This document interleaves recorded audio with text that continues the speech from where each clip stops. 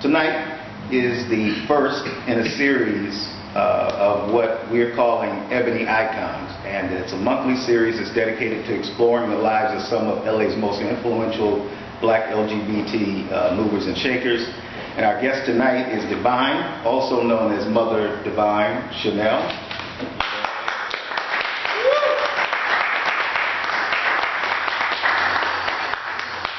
And she is Devine, and she is the mother of the house of Chanel. And I have this image imprinted in my mind of the Pride ball that I went to. I think I was up until 6 o'clock in the morning for that ball. And Mother Chanel came out with Chanel, but nothing else but Chanel on her body. And I think I have a little footage of that, but we won't show it tonight. It was off the chain. It was amazing. It was amazing. So she got me that night on that. That was amazing. You got to do that again, though. Yeah, that was amazing. I want to go ahead and open up just to get a sense. You've supported in the meantime for a long time, and we appreciate you for that. You have done a lot of work in the community that some of us know about and some of us don't know about. You know, your life goes beyond the house and ball community. There are things that you do in your day-to-day life that we don't know about because we're not involved in, you know, what Mother Devine or Devine does on a day-to-day basis. We don't know what makes you happy. Some of us, we don't know what makes you sad. All we know is that when we see you out, you're fierce. And when you do your shows, you turn it out. And so we know you for that. So tonight, what we hope to do is to get a real sense of who you are, what makes you happy, what makes you sad, what kind of person are you, you know, when you're not in the limelight. And so why don't we go ahead and open up? I want to talk about the little boy growing up. So talk a little bit about the little boy growing up and what it was like to be in your family, and then maybe a little bit about what it's like now. Okay. Good evening, everyone. How are you? Let's see. As a child growing up, things for me were different, but I believe I was very lucky. I had a strong friend base. So going to school, of course, you had people that said this and that and the other. But I had so many friends that like took such a strong hold to me that it was never really a problem for me. Like, you know, some people say something and immediately someone would take up for me. And then I have sisters and brothers as well that were, you know, they were very supportive of me as a person, regardless of what I decided to do with my life, who I decided to sleep with, or regardless. They just had unconditional love and definitely were like fighters for me. So growing up, it was, you know, I wasn't out. I didn't actually come out until I was maybe 17. I went to school, just a little regular little gay boy,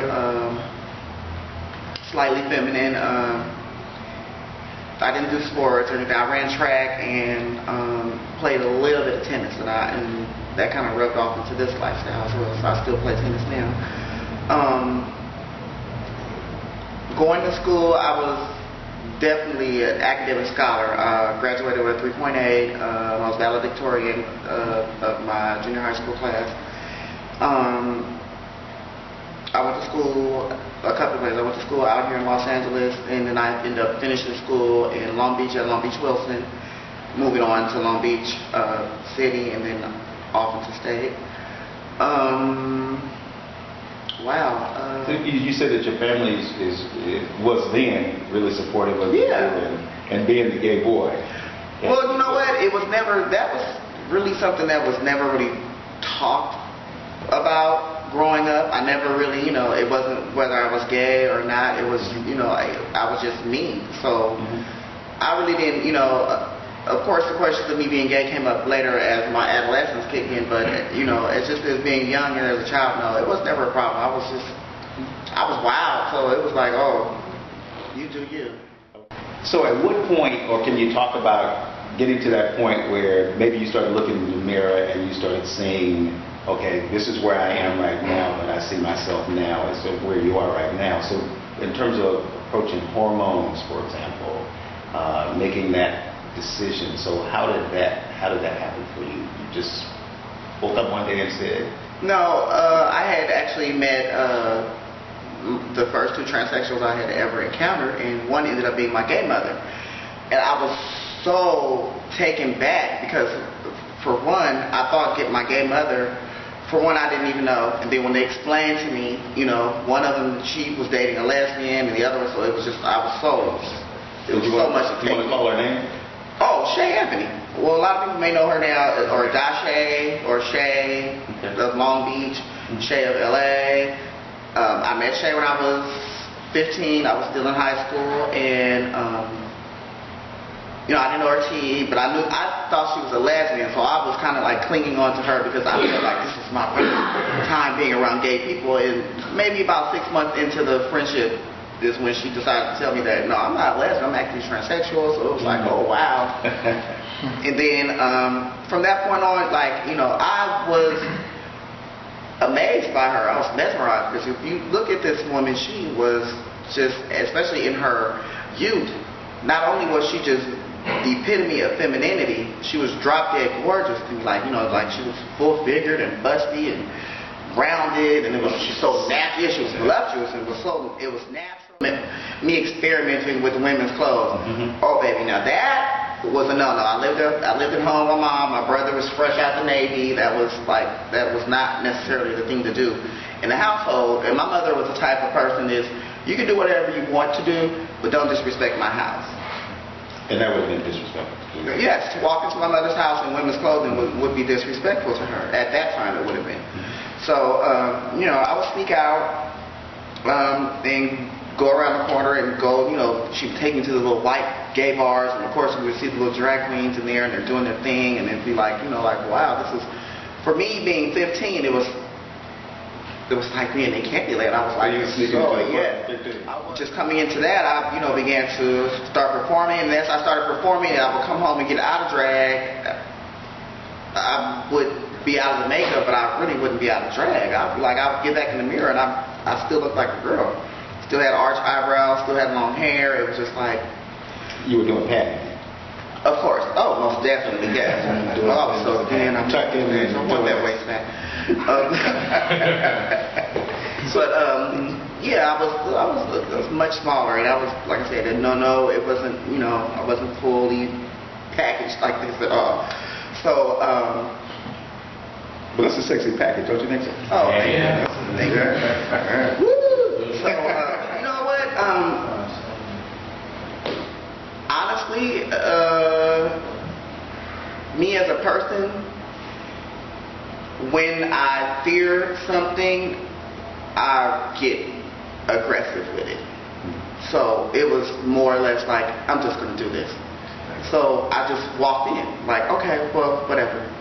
You know, and I walked in with an air that it was like, if anyone had even said anything to me, my family knows how I am, it was going to go down right there in the hospital. So it was like, that's how I had walked in, like, you know what, like, don't nobody even say anything to me. Like, you know, and I walked over, and when my grandfather was it was just, he was, you know, they were all surrounding his bed, and I walked to the bed, and he immediately looked up, he knew who I was, he said my name, like, very faintly. And of course I'm crying. I'm like, you know, I'm sorry, I didn't come see you. I just didn't want you to see me like this. And then, you know, this was like kind of the turning point in my life. My grandfather looked at me. He looked at my nails. He was like, oh, I know. And he was crying. He started crying, like a tear started coming out of his eye. He was very, like, this was like at the end. He was so weak. And he was just like, I know. He was shaking his head. We both were crying. He was like, I know. Like, I've been known. And it's okay. So when he said that, you know, I'm crying, and I looked at my grandmother, and my grandmother was very supportive, and she shook her head, and then I looked at my mom, of course, and I rolled my eyes, and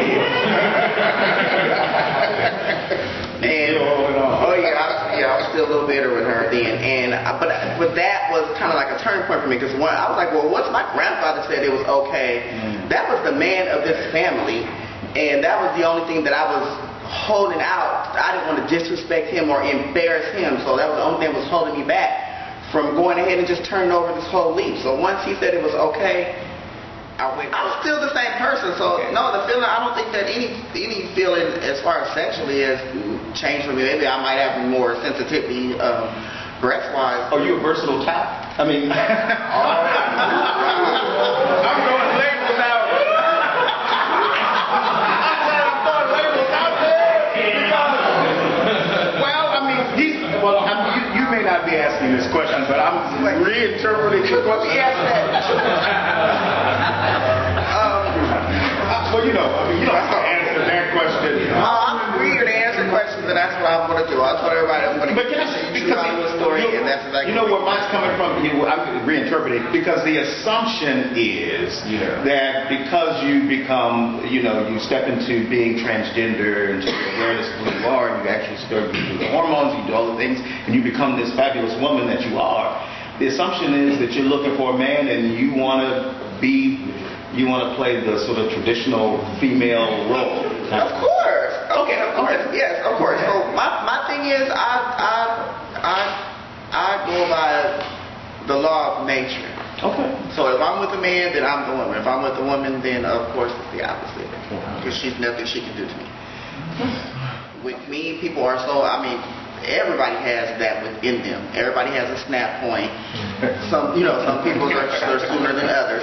But everybody has a point where you get to a point within your life or within a situation where you're like, this is it. No more. So, I'm very clearly spoken, I would say, and I can be cutthroat. But I believe that, anything that's delivered has a very clear warning ahead of time. So, any harm or anything that's ever delivered, whether it's a nasty rebuttal on Facebook or anything, it's always, girl, come on, let's not do this because you already know. Okay. And then here comes the book.